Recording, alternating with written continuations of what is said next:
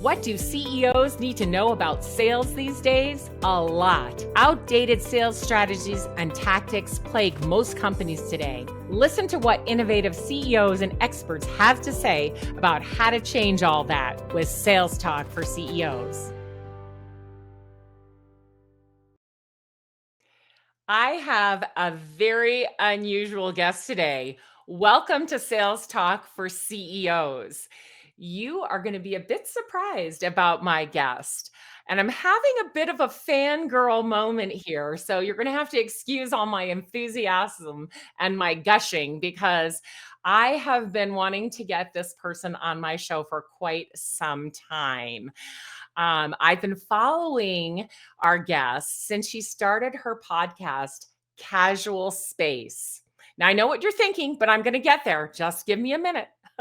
A little known fact about me is that I'm a space junkie. I really like space. I've always been fascinated by it. And I wanted to go to space camp, but I never have. But I think there's still a chance for me. So I'm holding on to that hope. And I'm fascinated with things about space like, what are they going to do with all that junk? And I think our guest will be able to give us a little peek into that as well, because I know she's interviewed people on her own podcast that have talked about what to do with space junk. But now you're probably thinking, Alice, why are you talking about space on your sales show? Well, I want to tell you that, first of all, many of you know that I am a big believer in getting outside of your own space, getting outside of your comfort zone. And I've even published blogs listing books and podcasts that have absolutely nothing to do with sales that will just help you think, that will help you reflect, that will inspire you. And that's why I have this special guest on who is all about space. In fact, she worked for NASA, and we're going to talk some more about that. So why? Well, I want you to get some inspiration from her today. You know, space is a fascinating topic. I get ideas all the time from listening to her podcast and other science type podcasts. And secondly, she is a communications person for NASA. She knows a lot about communicating, something that CEOs need to do really well. And I truly believe that what my guest is doing is selling because she is selling space. So we're going to talk some more about that as well. So my special guest is Beth Mund. She is the host of Casual Space. We'll talk some more about that, and I'll make sure you know how to listen to her at the end. And what she says about herself is she discovers, designs, and delivers stories about space. She was the public affairs officer for NASA, which, that's pretty interesting, right? And she is what she calls an analog astronaut. I know you're all dying to know what that is as well. She is a speaker and an expert in communications. Beth, welcome to my show. Hi, Alice. It's so good to see you. And hello to everyone in sales. So Beth was telling me just before we started recording that she's like, oh my gosh, I really don't know a lot about sales. This is going to be interesting. But Beth, thank you for being on here. And like I said, I just really want the CEOs out there to gain inspiration from many different places. So let's start off, just tell a little about, your career path and how you got into space in the first place. Oh, Alice, and this is such a great day. Thank you so much for having me. And I love space, and I have loved space since day one. I didn't know much about it until 1984. And that was about fifth grade for me. And it was also the time of Halley's Comet and this wonderful story some of you might be familiar with that was a book first and then a movie called Space Camp. So if you ever saw the movie, and by the way, Alice, we can go. You can go anytime. They have adult space camp, they have family space camp, so nothing is stopping you. And as someone who enjoys and appreciates and sits on the Space Camp Alumni Board, I personally invite you to come to Huntsville, Alabama, U.S. Space and Rocket Center, and I have no doubt that you're going to have a blast. Pun Oh my intended. gosh. We'll That do would it. be We'll so do it. wonderful. So back in 1984, picture a kid with her friends from the neighborhood outside around dusk, and we're all setting up a Kmart telescope in between the houses where there was space enough to see the night sky. And we're looking for Halley's Comet. And finding anything in a telescope is tricky if you don't know what you're doing. And especially if it's like a starter scope, it should be easy. And for most it is. But for us and kids, and we were just goofing around, hanging out.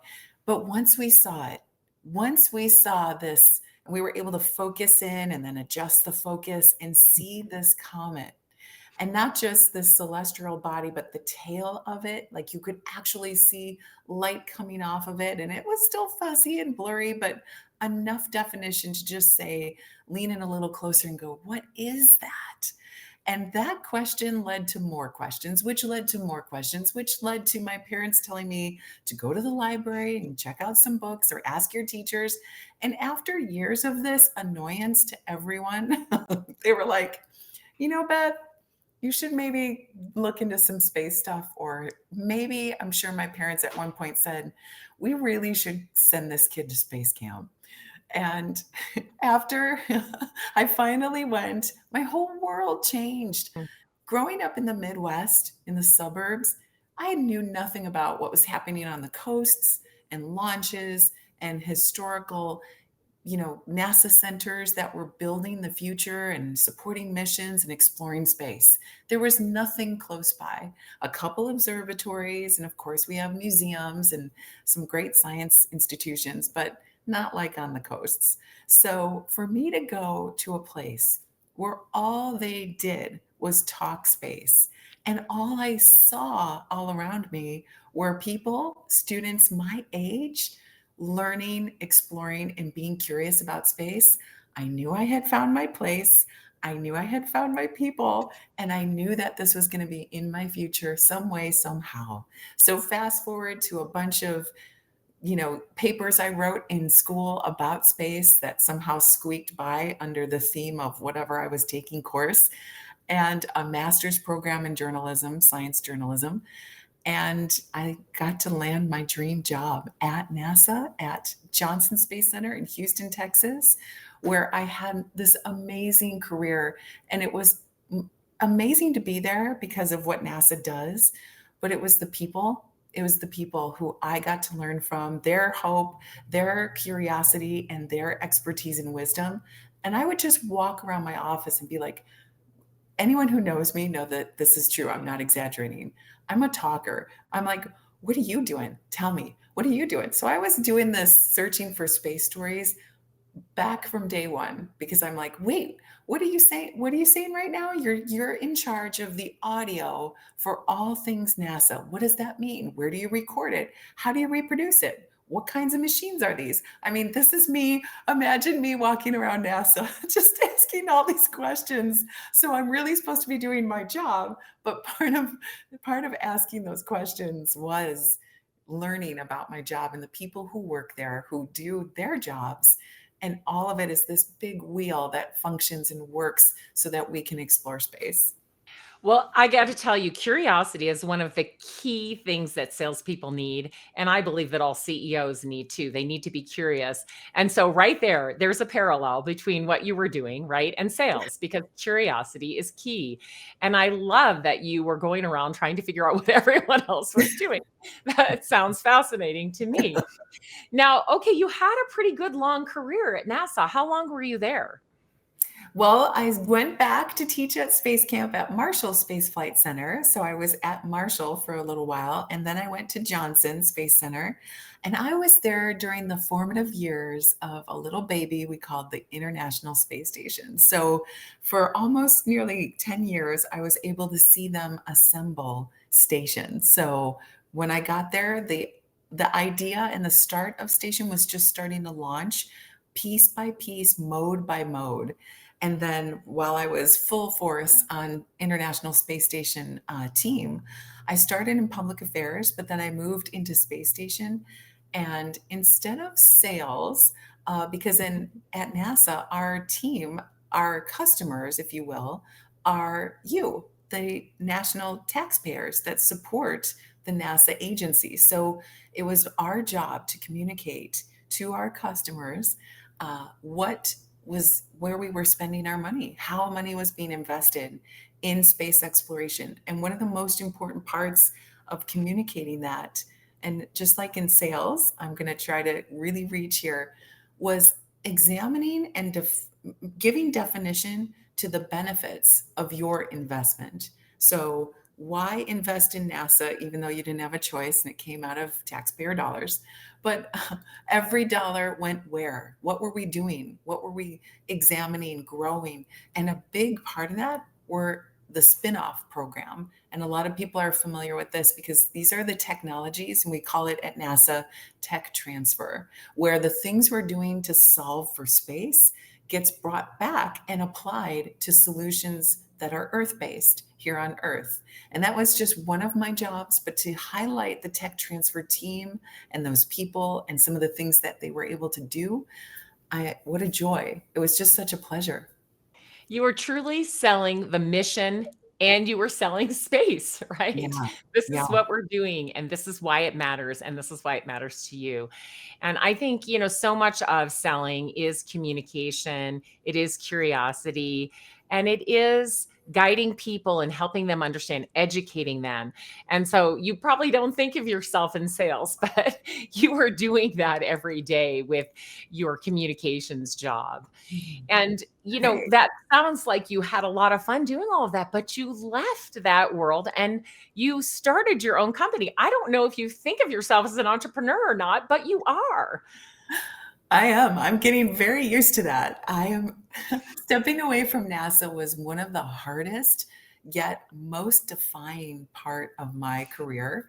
We had just unfortunately recently at the time lost the shuttle Columbia, and it was a real pivotal moment. To we, and I say we because I had just met my husband. We weren't engaged at the time, but we were deciding what's next. And I think a lot of people can relate to this. You're in a company for perhaps for years. Maybe you're in your education program. Maybe you're in training. Maybe you're in a division, whatever it is that you're doing. And you have to pivot and you ask, oh my gosh, does this fit?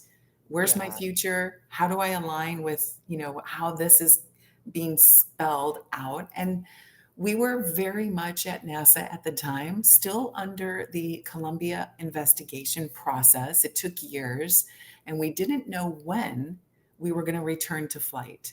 Well, for someone who works at NASA and your job is not necessarily planetary science or earth science, but literally putting people and humans in space, and that program is paused, we didn't know what to do or how to work. And unfortunately, a lot of people did get laid off. So I had looked at leaving.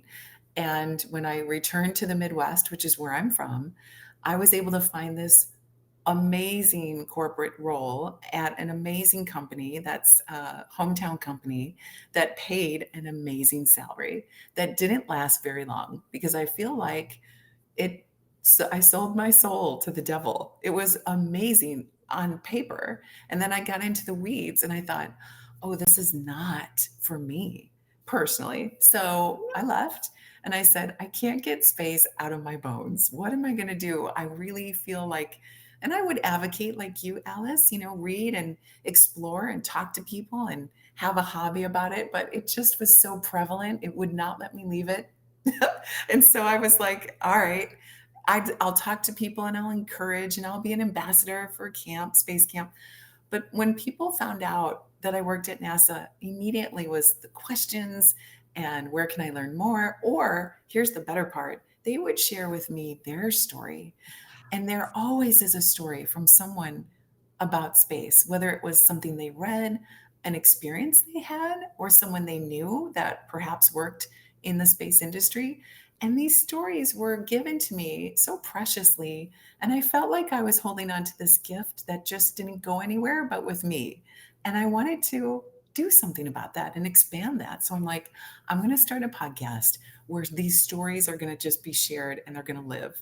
And they're not going to be my stories. I have that. I got that gift.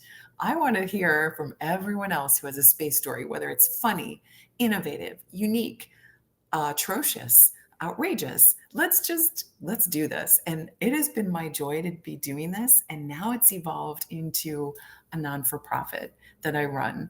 And I'm sure we'll get to that as well. But it stepping into entrepreneur is a reluctant honor. Yes. Yeah, sometimes I call myself an accidental entrepreneur, and I've met a Oh, few other people like that. It sounds like you might yes. be as well. It's like you just couldn't help yourself, and here you are now being an entrepreneur. And I just love that. So you have your show, you have amazing guests, and we'll show you how to find her show at the end. But Casual Space, you interview such interesting people and they do share their stories with you. And that's another thing that really relates to sales and to CEOs. People need to tell stories because that's how humans learn, right? We really can connect when we hear a story versus just selling facts and figures or results, right? People want to hear a story, and that helps them learn and understand better so they can make a decision about a purchase. And I Mhm. think that it's something that a lot of people have turned to. There are many people out there training salespeople and CEOs on how to tell their stories better so that they can be more interesting and get people more interested.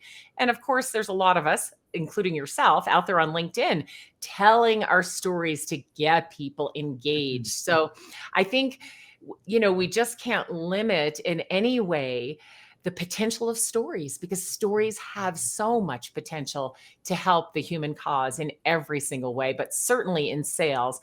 And I believe that CEOs should tell their own stories, not just to their own team, their own company, but to all of the people who can possibly buy from them because people want to know the human and they want to know the story behind it. So I just love that. And I love that you're sharing your story here with us as well.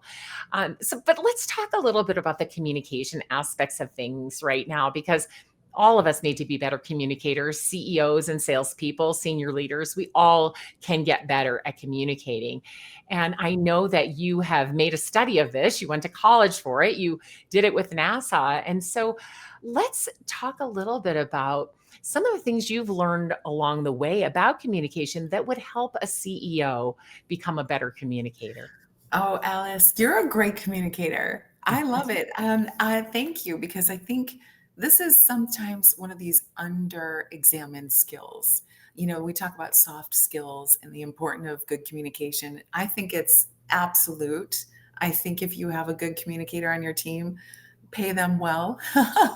But when it comes to story, and I love how you walked us through the importance and the relevance and the power of story. I tell people that when we work with our nonprofit organization, I introduce myself as someone who helps you to access space through the power of narrative.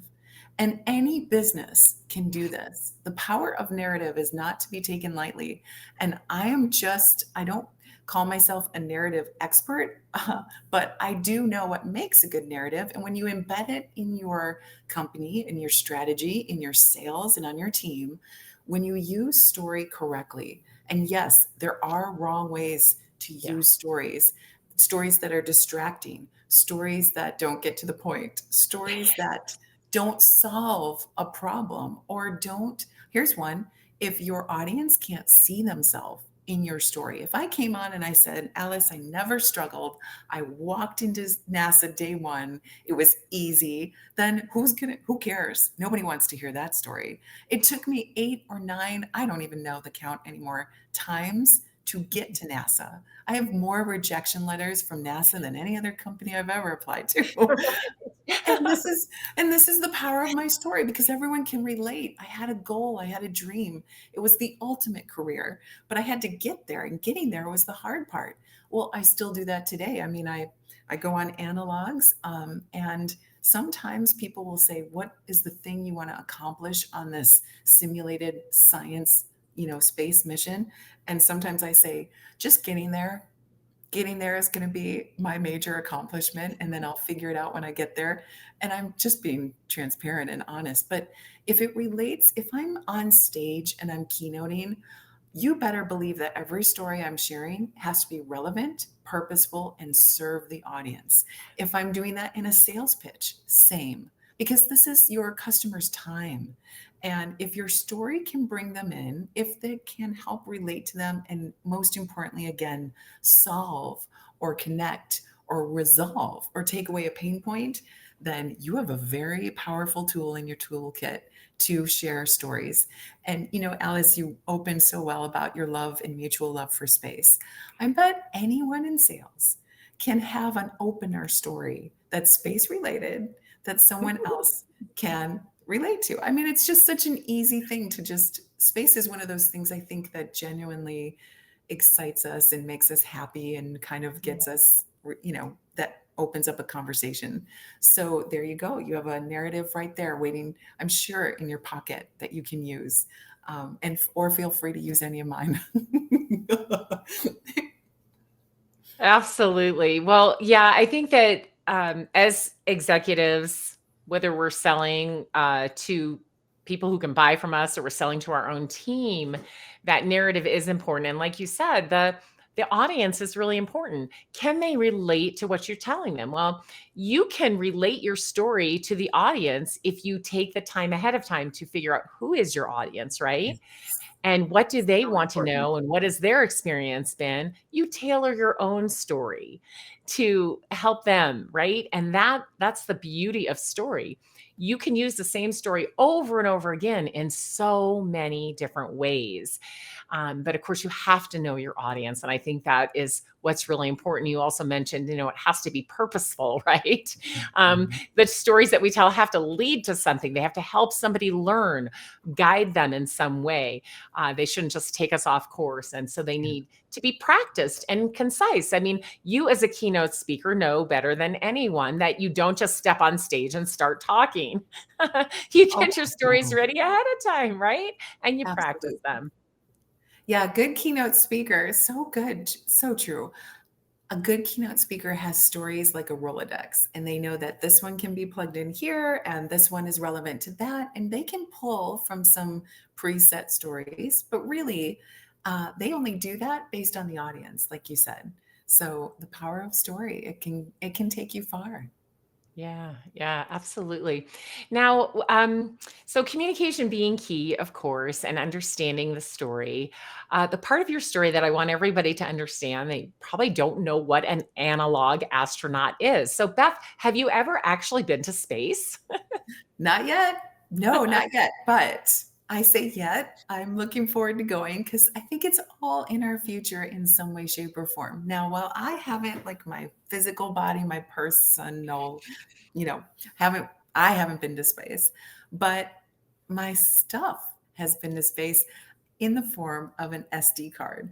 But I want to answer your question first about analogs. So, analogs are these wonderful opportunities for simulations for space. And when astronauts that are called analog astronauts gather together and decide or apply to a mission, we are the ultimate test guinea pigs. We are testing robotics, we are testing science, we are testing food, we're testing psychology, we're testing team dynamics. I can go through a list of 100 things. We're also testing the location because this is not like down the street, around the corner, relax and have a cup of tea.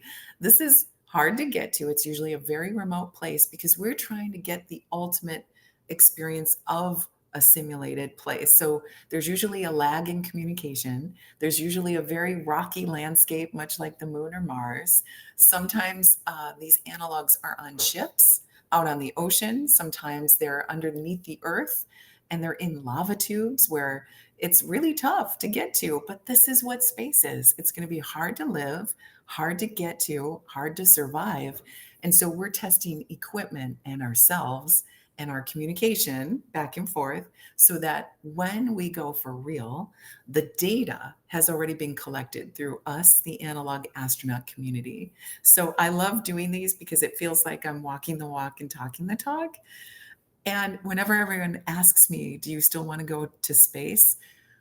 Usually, if you ask me after an analog, the answer is no, because I feel like being away from my family, eating challenging, tasteless food, uh, not seeing the sunlight, not seeing, not having that fresh air, the sounds of nature, it's tough. It's not easy.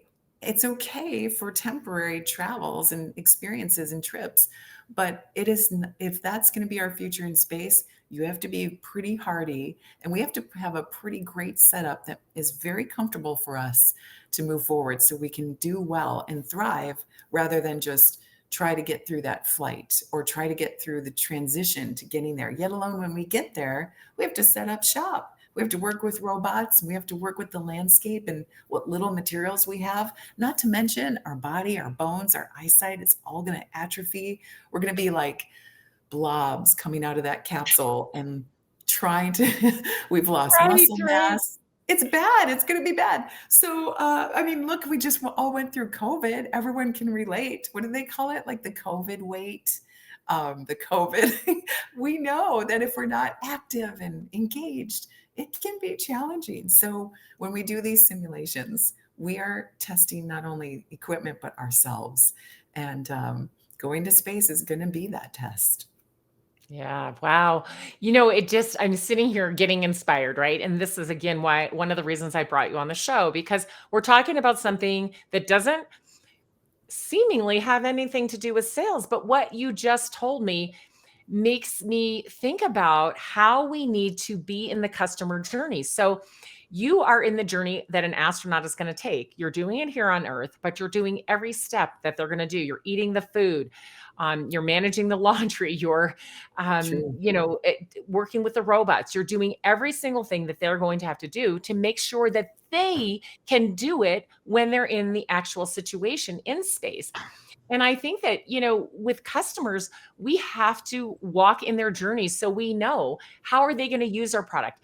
What roadblocks will they encounter? How will they become successful adopting and using what we have sold them? And it's one of the things that I talk to CEOs about often. It's like stay close to your customer.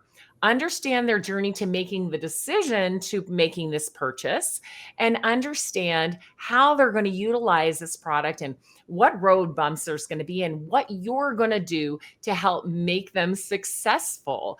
And so there's a lot of things here. And I'm thinking, gosh, when was the last time CEOs that are listening and all of those who support CEOs, when was the last time you truly went through like a customer and used your own product to see Mm, what was happening?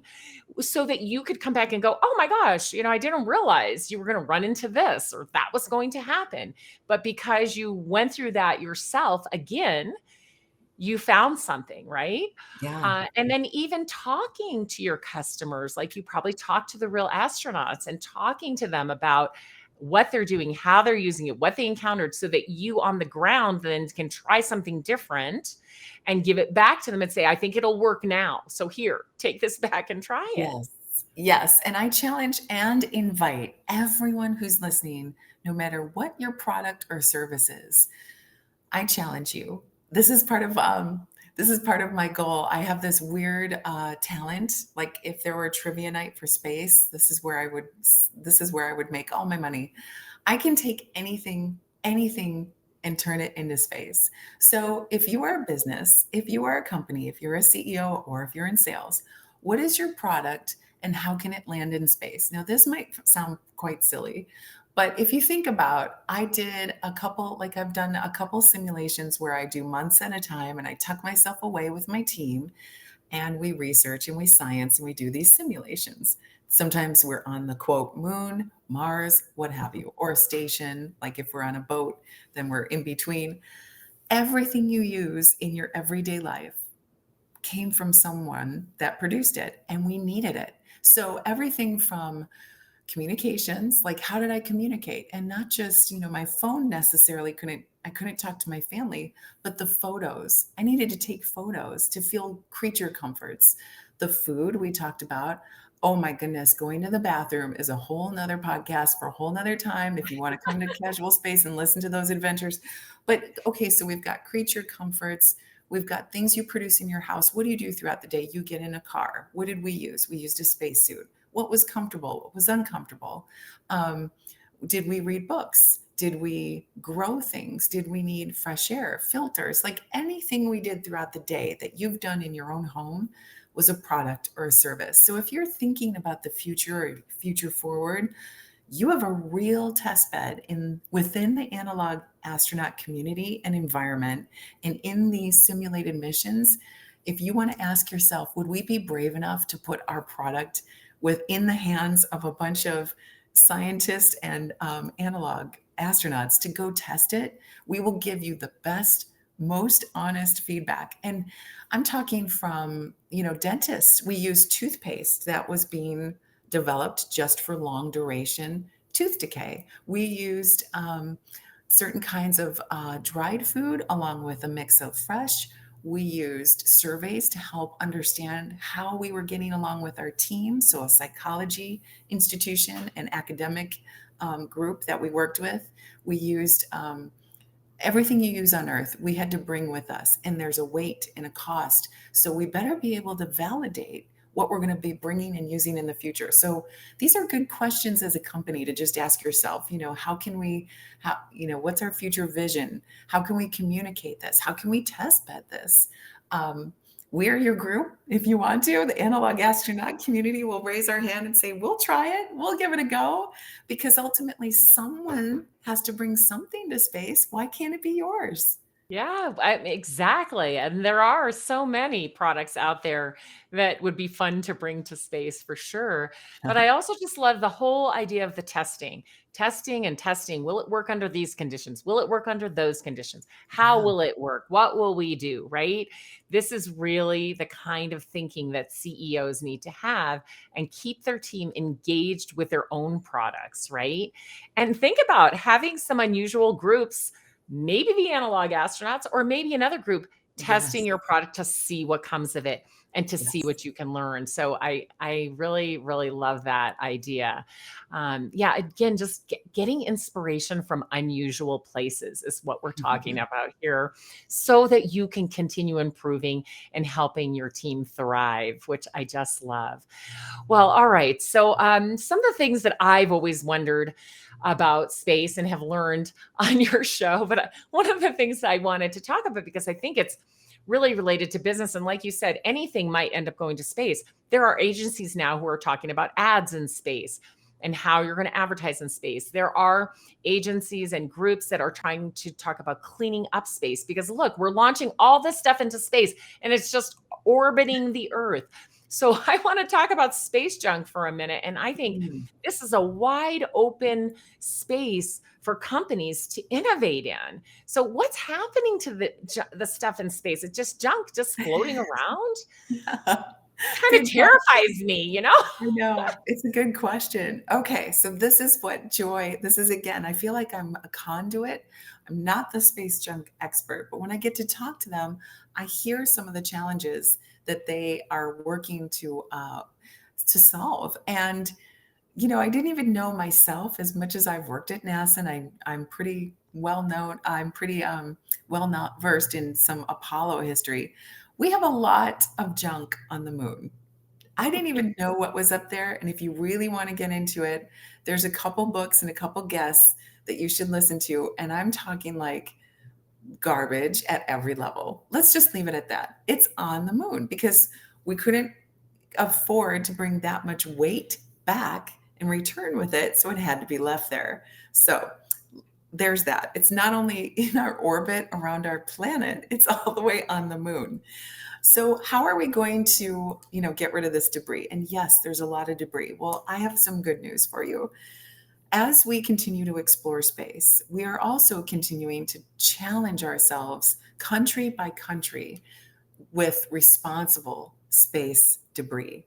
And this looks like it can look different from different countries. Some people and some countries have regulations that will require them to bring that orbit down responsibly, or as they say, they'll deorbit it. A satellite will run its life course and then it just dies. And sometimes it stays in orbit if it's high enough or has a solid trajectory and it'll stay. But sometimes it can serve as a threat, not necessarily so much coming back to Earth, because at the speed in which it does, it burns up in the Earth's atmosphere and just dissolves. So I don't But have to worry about space junk hitting me in the head when I'm walking well, around, right? unless it's not every day, no. Unless it's a mirror that came down and pieces of it did come down to Earth, which we were pretty large pieces. Or some of these satellites, they are getting bigger and lots are getting smaller, but we want to be responsible with their actual orbit, because if they're just going to be dead, non, or we call it like static, then it could bump into another satellite's orbit and knock something that is working well, is functioning, completely off trajectory. And now it's useless because it probably can't communicate or can't resend the data. And now something that was being unresponsible and just left up there is going to hurt something that's truly giving us data and, space information. So there's something called the Artemis Accords that a lot of countries are starting to sign. It's based from the US and it's a treaty, if you will, on how we're going to be responsible when we return to the moon, thus the name Artemis, and beyond. So, how are we going to claim that we have a certain section of the moon? How are we going to be responsible to take the things we bring to the moon and return them, or remove them, or take them back with us? And these accords, one by one, are starting to get signed by Mhm. countries all over the world saying, yes, we will act responsibly in the best interest of our country to be cognizant of not leaving our garbage or junk or threatening things in space. Now, military is a whole nother ballgame, and that's a whole nother podcast. But when it comes to all this debris, even if we're not going to the moon and we're just doing low orbit, there are machines that are like Pac-Man capturing satellites and keeping them in the net, and then, keeping them deorbited in a future date so that it's not going to hinder other debris. That's fascinating. That people can build something that can take care of something out in a whole nother orbit. So yeah, space junk and debris is a real problem, but there are companies that are developing all kinds of cool things that are going to take care of this debris for us. But it's getting crowded up there for sure. Yeah, yeah, it's amazing. I think most people don't even think about it, but then when you start thinking about it, like I did, I was like, "Oh my gosh, having a lot of concern about space junk." And Yeah. then I had to research it a little bit and figure out, what was going on. And then I've run into some companies, some startups, and some more mature companies who have pivoted into what problems they can solve in space. So I think it's just a fascinating area. And I also think the tech transfer that you were talking about for entrepreneurs who are interested in science, to look at what tech transfer is coming out of NASA and build businesses around it. I mean, thinking about the future, what is it going to hold and what can we do? It's just fascinating to me to think Yeah, about. And again, for just sure. inspiring, right? If you live, no matter where you live in the United States, there's a tech transfer office near you. Sometimes they are near airports. They like to partner in that vicinity because it's easy to access, and it's usually sometimes avionics as well as one of the A's in NASA. So you can find through any local, you just do a website search, and if you look up NASA Office of Tech Transfer, and there should be one near you or near a university by you. And Mhm. your product could qualify as something that NASA invests in, or perhaps you have a product that you see from the NASA site that you want to develop, that, NASA doesn't own any of the science. They don't own it. They share it. They share it with you, the entrepreneur. So if you see a solution that NASA used at one time and you want to enhance it or build it or apply it elsewhere, tech transfer is where you're going to find it, and you can take it and you can really take it to new heights. But it's such a great resource and tool. I highly recommend people find it. Very good. Yes, I think that's so important to know where the tech transfer is in your community because there's lots there, just again for inspiration, if nothing else. So, oh my gosh. So, we are just winding up our time here, but I have so many more things I want to ask you. But as an entrepreneur today and, working for yourself, you're podcasting, you're speaking. What else are you working on? I know, tell us. I think I'm trying to lead you into the stories in space Oh, I'd love conversation. to. Yes. Well, we are beyond excited. Again, I'm a reluctant executive director of a non-for-profit. And here's why. Last year in 2023, we had this opportunity to send stories about space into space. So I collected all the stories that were shared on the podcast, and then I invited people to also send their stories. And I said, we're going to fly these to the International Space Station.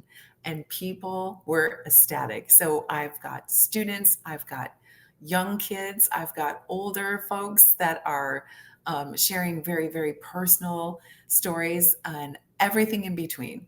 And I have a whole plethora of stories that for another time. It's like we have categories of space medicine, innovation, fiction, nonfiction.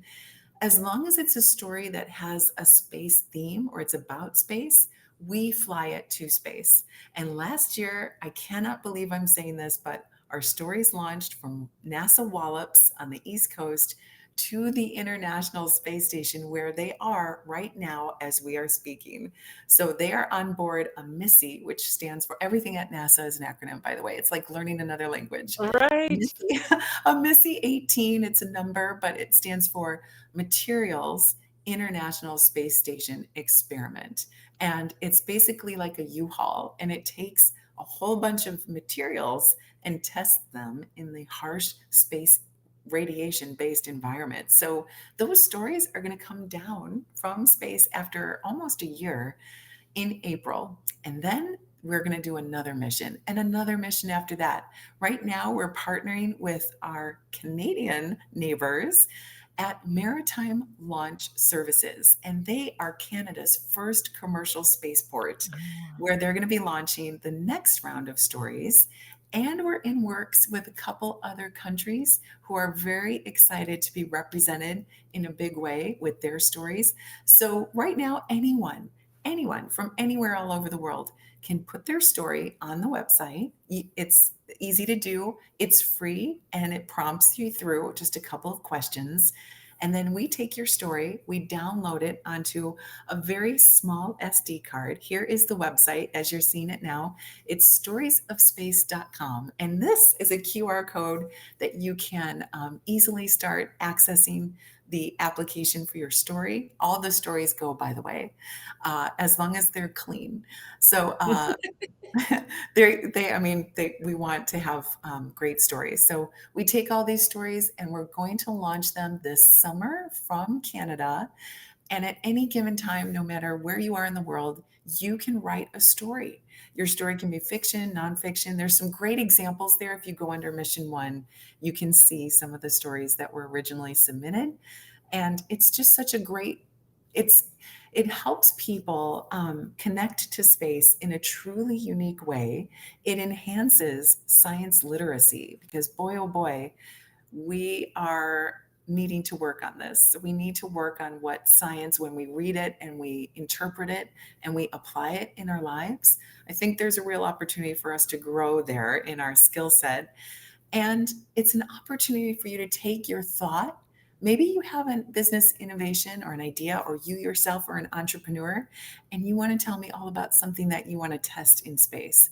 That qualifies, and we will fly it. And then you can go back to your sales team and brag that your proposal is currently in space. So I love it. I please love join us, storiesofspace.com.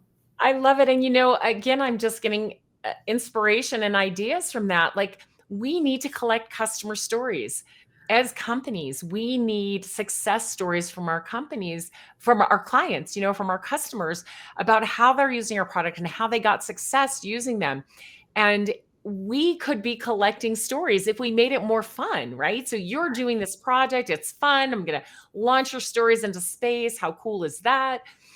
And I'm just thinking, gosh, what could we take away from this as CEOs? How could we make it fun for our own customers to share their stories? Could we put a QR code on and say, share your story of success and then this will happen, or something fun, So again, just taking inspiration from something that seemingly has nothing to do with sales, but in fact, we need to collect those stories from our own customers, and Mm. we could make it more fun and exciting for them to give us those stories by taking an example from what you're doing with stories in space.